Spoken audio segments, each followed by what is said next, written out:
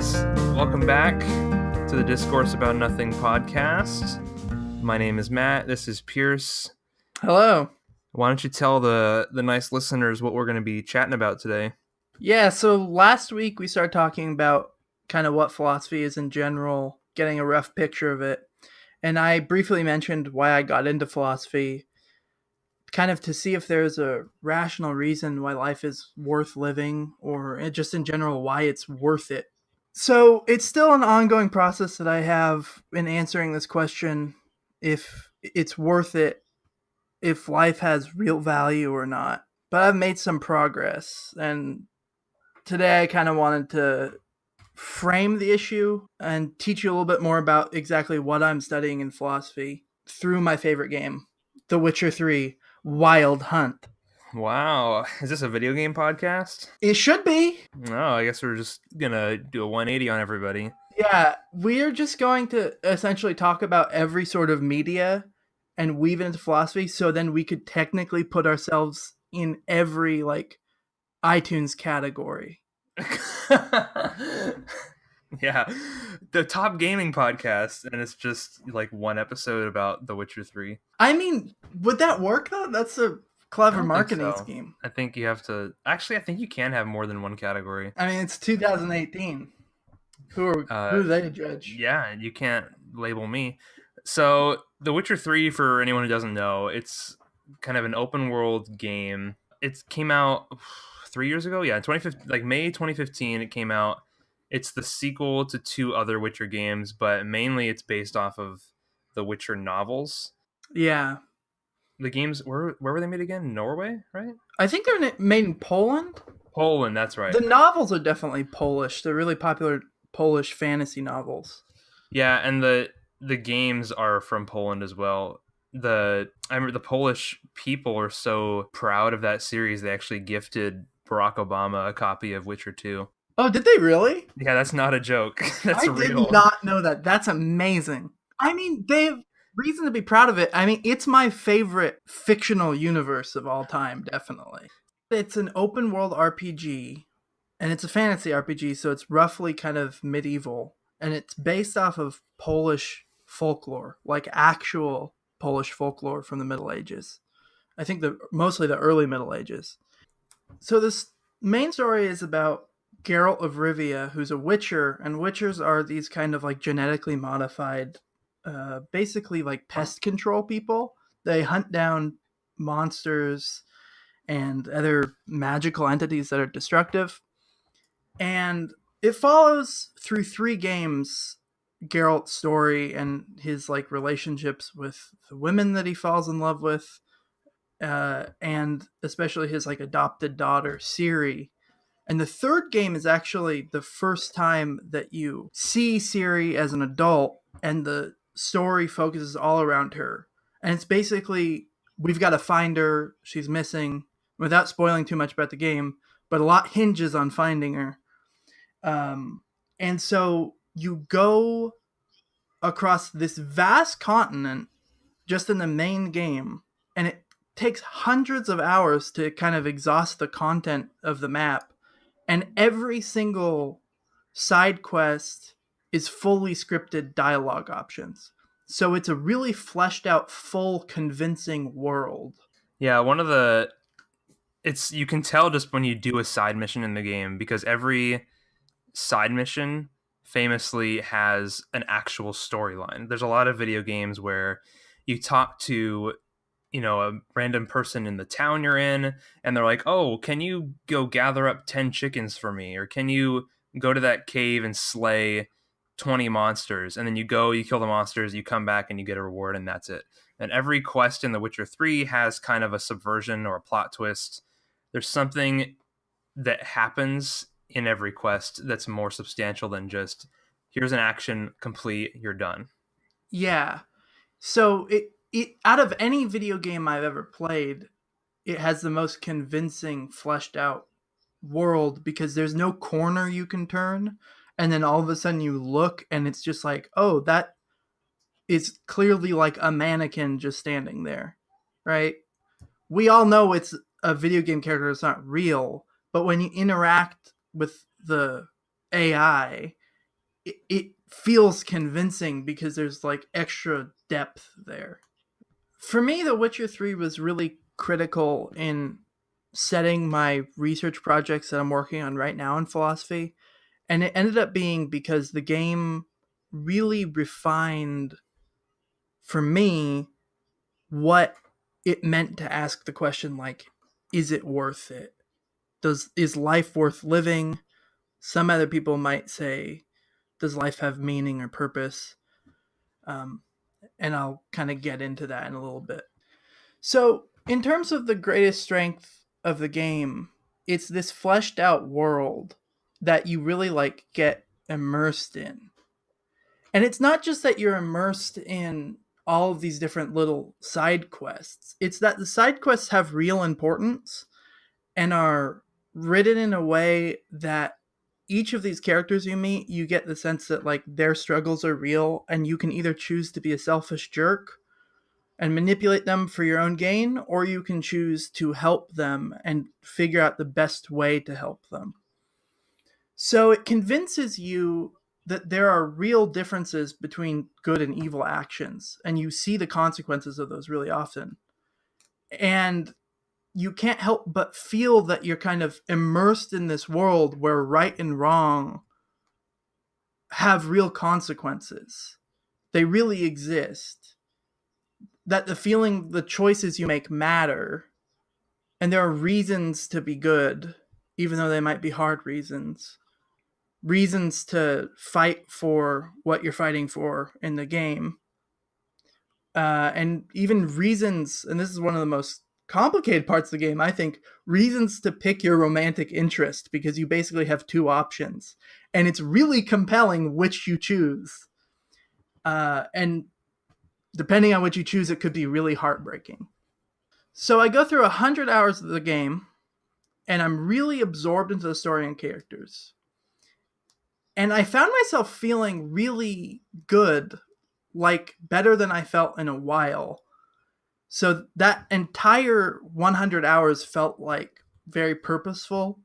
Like when I was in the world of the game, I couldn't help but feel that like life is worth living, even though this world of the game is so terrible. And so I found myself really wondering like what exactly about this game makes me feel that way, and what features of the game that lead me to the conclusion that life in the world of the game is worth living could I look for in the real world to kind of refine the question, because I'm not even sure what it means to say like, does life have purpose, does life have meaning, is life worth living? And we've kind of got to tease that out, and that's the process I went through in this game. But I couldn't really figure out the meaning until I reached the end of the game. And I guess I should tell you about the end of the game. Does this make sense so far? So far, yeah, kind of you've sort of really grabbed onto the story of the game and the whole world, because it is so compelling. And there's just like we said before, every single side quest in the game, they're all compelling and they're all interesting, and they took a lot of time. The developer of CD Projekt Red like killed themselves to make this game as in depth as it is. Yeah. So yeah, and we can talk about the ending. That's fine. And for people who haven't finished it and they don't want to hear sort of overall story spoilers, I'm not going to spoil what happens that you already don't. yeah. So if you just for as a warning for people who want to know nothing about Witcher 3, well, it's probably already too late at this point. But it's a 3-year-old game, whatever. We're just going to talk about kind of the story meaning, right? Yeah. Not really specific plot details. Yeah, exactly. I won't mention any specific plot details. The game, you spend 100 hours in the game, like I said, in this really fleshed out world where your actions and their consequences really have a weight. They really matter. And they're beautiful. The world is beautiful. The people around you, or the fake people around you, despite their flaws, really make you feel that your life has some sort of value or purpose in either helping or hurting these people. But then the game ends after 100 or more hours. And it ends with, this isn't really a spoiler, but basically complete victory. All for the most part is good and fine. You've won the day, and you wake up after the game, and you're sitting in the Witcher's castle that they all train at.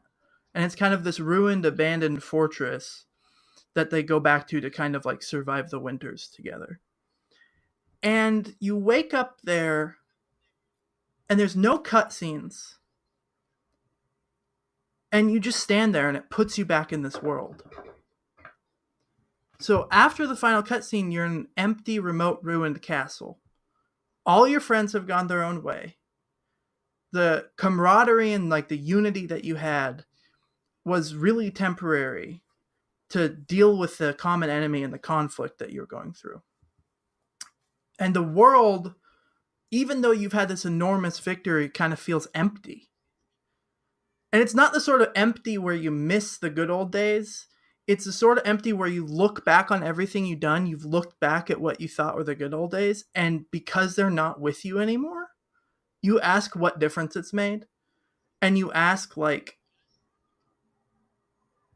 in this moment of silence where I have nothing going on, was that all really valuable, or was I just caught up in the moment? That sounds like a cool ending. And to be honest, I remember when people talked about this game, they mentioned that the ending wasn't good. So I think people who were saying that probably didn't appreciate the tone of it, I suppose. I don't know. Why do you think people would say that it didn't have a satisfying ending? Because it's really depressing. Oh, okay. I mean, this crushed me. Yeah. I put hundreds of hours. It's not even just 100 because I did a bunch of side quests. Like, I put so much time, and I cared so much, more than I've ever cared about any other story, characters, or world, fictional world, or work of art. I cared so much, and then all of a sudden you get done with it, and it's not that the game is over. There's still more to do. It's that all of a sudden, all of these hugely consequential choices you've made, all of these crazy plot twists, all of this battle between good and evil, you sit there and you wonder, was it really a battle between good and evil? Was there really significance there? Or was it just sort of a fleeting temporary time in the cycle of an empty world where nothing really matters? I think that honestly, I haven't finished the game, but it sounds like an interesting take on the issue that a lot of games have, where you'll, like for the new Spider-Man game, for instance, you'll be swinging around the city, and then someone will give you a phone call and say, "Oh my goodness, this main story mission is really urgent. We're in trouble. You got to go help." But then you could just proceed to swing around the city for 3 more hours if you wanted to. But it sounds like in this, I mean, that might happen in this game. I don't know. But it sounds like in this, this game kind of acknowledges that the main story mission is just another type of mission. It's probably bigger in scale and has weightier things happening in it. But it's like once you finish it, it's like, okay, yeah, now Yeah, what? now go There's explore other, the world. yeah, there's other stuff you got to do now. Yeah. It's not like this. It is like a big. I'm sure it's like a big be all end all mission. But then once you beat it, it's like, oh no, it's just a thing you did. That's the interesting thing is, yeah, it is this sort of be all end all mission, but in victory, you're preserving the way the world is. And Oh, all okay. of the deaths and tragedies that have led up to that point are still just as real. And you're left in this empty castle wondering, was it all worth it? Like, it didn't really make that big of a difference because it felt so significant in that moment where it's like, oh, it's so urgent, there's this urgent emergency, we have to fight. And then it's just like, well, the emergency's over. Yeah, you go back to your life. That's like the game. You go back and you do the quests. There's more missions. You get more perspective on things. You realize that even this horrible series of events that you're living in is like a blink of the eye sort of moment where when you look at the great perspective, even that part of your life Yeah. is a small chunk of your life. And you ask, how significant can that be? And maybe you try to appeal to the notion of something like objective values. And you say that even though this time is fleeting, even though these relationships aren't permanent, they still had value.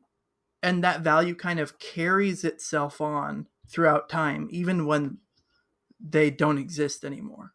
It was still worth it in that moment because they were good things in themselves. It was good to fight for peace or whatever, even if that peace isn't lasting.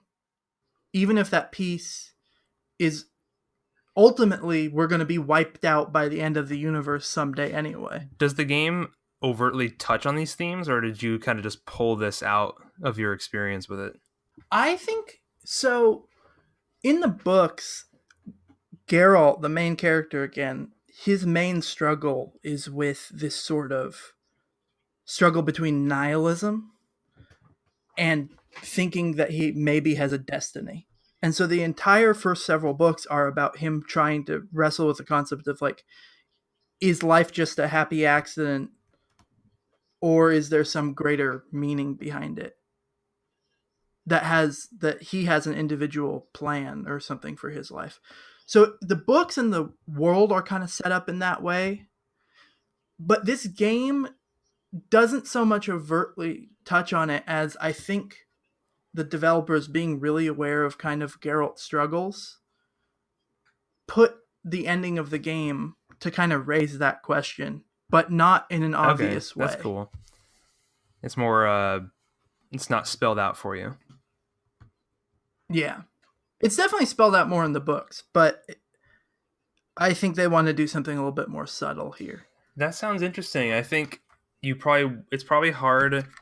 I mean, I wouldn't maybe it's I don't know, it's probably hard to pull those themes out if you weren't expecting them. I don't know. I don't know. I think Yeah. I'm Oh, trying to put definitely. myself in the head of people who beat it and they kind of came back and they were like, endings whatever. I think it's just because it doesn't have a typical video game ending. It sounds like where it's just I don't know. Video games, big budget Yeah. video games tend to have weak endings as far as a general Right. consensus. So I think this ending it feels weak maybe from what people would want the ending to be, but I don't know what the thing. I think of storytelling is what the audience wants isn't always what's best for the story. Exactly. Or best for them. So the audience typically wants a feel good story where the good guys win and the bad guys lose, right? And there's a place for that. There You is a know, place for that. Yeah. Like, there's no like shame in wanting that. You no, know, because we all desire that. Of yeah. course, we want the good guys to win, the bad guys to lose. Of course, we want there to be some greater meaning that we affirm. At the end of all these trials, we want to kind of be welcomed into the afterlife or into a better world and say like, "Oh, it's all okay in the end. Justice is finally served." But rather when a game or a movie or a book doesn't do that, when it draws your attention to the real tension between all of a sudden you have a quiet moment and all these doubts start creeping in of was there ever really an overarching purpose or value, it hurts people because it is the fundamental human problem, I think. And so somebody that hasn't wrestled with it might be disposed by their emotions to run away from it instead of confronting it. It reminds me a little bit of the Mass Effect 3 ending, the original one before the extended cut, because you kind of it's not the same as this, but it reminds me of the same feel because it's very cold. Mass Effect 3 ends in a very cold way. You like say goodbye to all your friends and then you just blast off into space and die basically. I don't know, like Yeah. you just go and visit a celestial being and then you explode and then you just see a short scene of everyone's fine and it feels very cold and hollow. And I think that game didn't do it as well. Like I don't think Mass Effect 3's ending is horrific and awful the way a lot of people do, but it's not a great way to end a giant trilogy of a big series. I feel like for a game like that, The Witcher 3 handled it better, it sounds like, Yeah. because it kind of gave you room to care about all these people and it gave you room to keep caring because it lets you keep playing after the story's over. Is that what it does? Like you beat Yeah. the game and then It's you can just keep playing after that. There's no like It doesn't teleport you to right before you beat the main story. It teleports you basically to right before you beat the main story, but you can't replay that section. So it's basically just it's after everything. Oh, okay. So now the world is quiet again, other than the normal political disputes that come up between human beings. But the world is free of this overarching threat. And you're just kind of like a person. Whereas in Mass Effect 3, I actually didn't hate the ending to Mass Effect 3 that much. It was cheesy. That's my main complaint.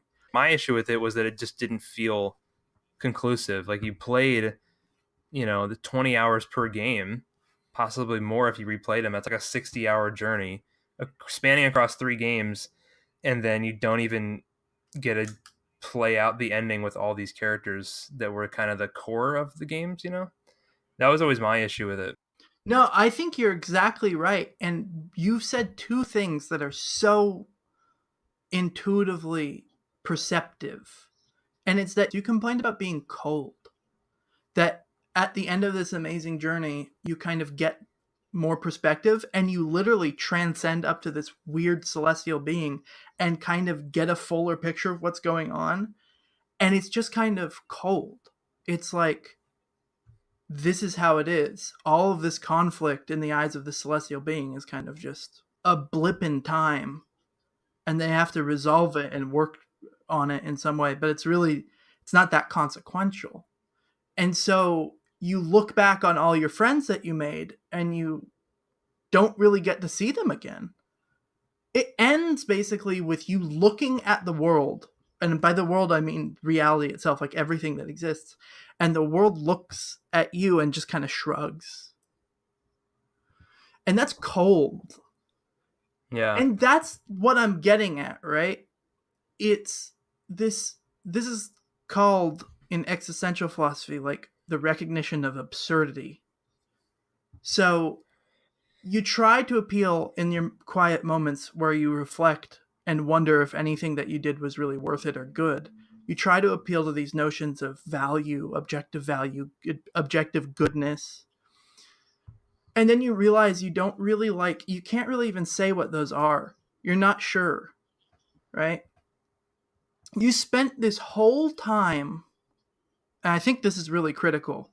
You spent this whole time being surrounded by what you took to be good and beautiful and interesting things.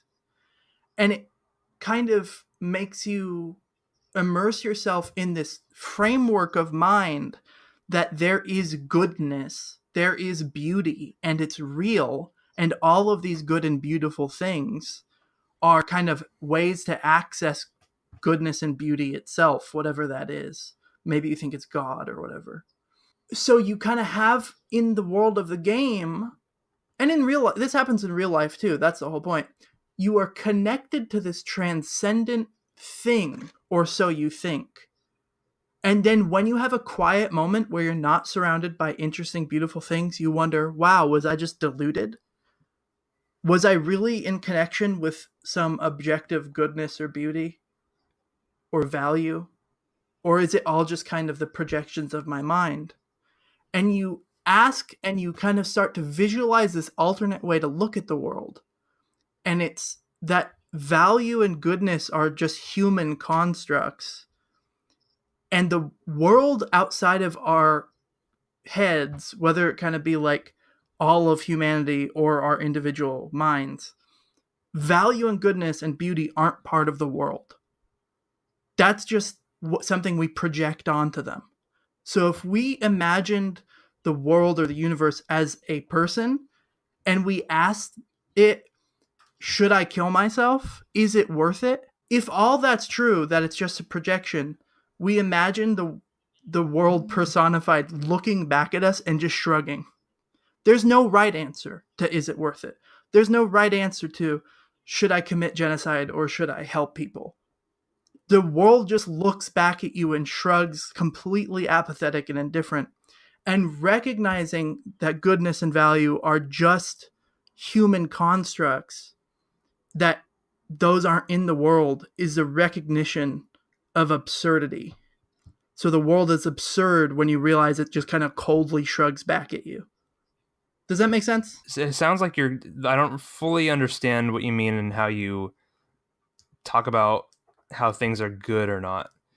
Sort of what's the objective standard of what's good. Yeah. So this is kind of a fuzzy concept, right? We ask questions about like, does life have purpose? Does life have value? Does life have meaning? And we ask about objectivity, but it's really hard to define it and to get clear. So now I'm going to try to clarify it. And The Witcher, through these considerations, has helped me clarify what I'm asking. And that's kind of the significance of The Witcher for me. So, thinking hard about this, whenever we say something like the world is, or life, or some action, or something has value, or is a good thing in itself, the form we're saying that assertion in, we're saying that X, this object X, has the property Y. So we're saying this event, action, person has the property of being good. At least that's how it seems, right? So whenever I say, like, oh, Matt, it's a good thing that you're helping me record this podcast, I'm saying something about the action of helping me record this podcast. So we look around and there's a bunch of different individual things that we say are good. So they all have something in common, like goodness. And historically in philosophy, philosophers have looked for an explanation of like, what is it that all good or beautiful or valuable things have in common? This goes back so far. I mean, even past written history, right? This seems to be something human beings have always asked themselves as long as we've been thinking abstractly. And so Aristotle ends up giving this definition of the good. And the good is the thing that explains why all particular good things are good. So the good is the entity or whatever, or the explanation for what makes a good thing good. What all good things have in common, which makes them good or valuable or beautiful, etc. When we're asking this, in a sense, when we worry about, was this conflict in the past really worth it? We want to respond and say, well, yeah, because it was good in itself, or because I learned a lot of good things from it.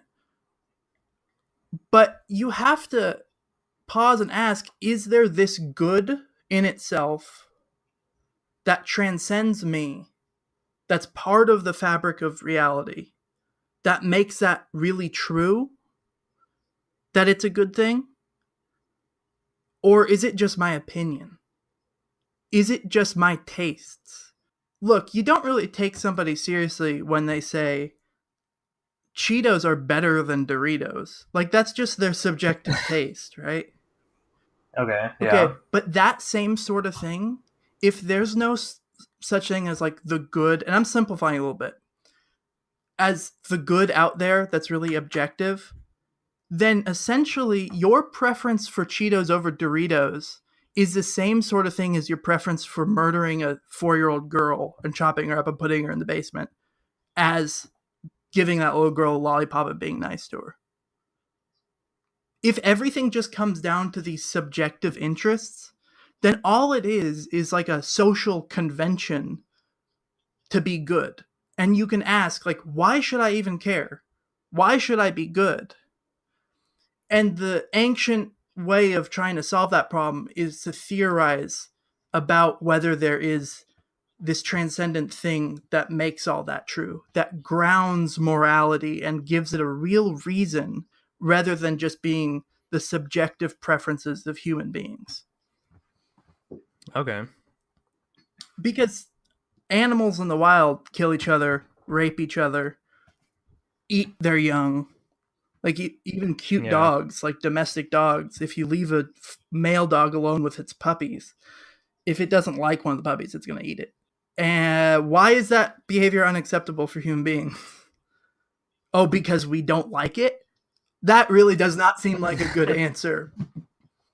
Yeah. So, You can define. I mean, I think most people, though, when asked that question, they could define why that's a bad thing. They just don't think about it because it's so obviously bad to most people.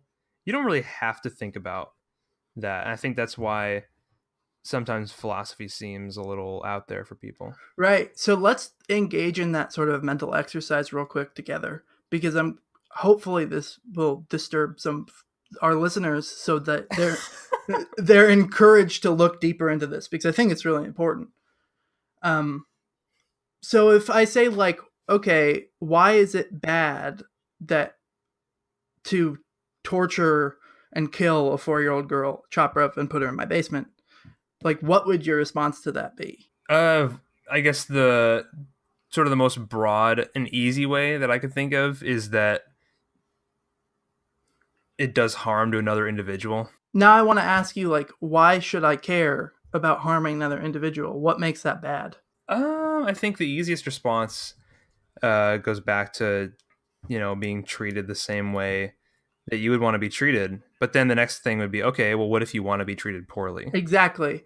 And it's not even, you don't even have to go that route. There's two options there. You could say, well, what if I want to be treated bad? But the other thing is, like, okay, even if I want to be treated well, why should I care about being consistent and treating other people well?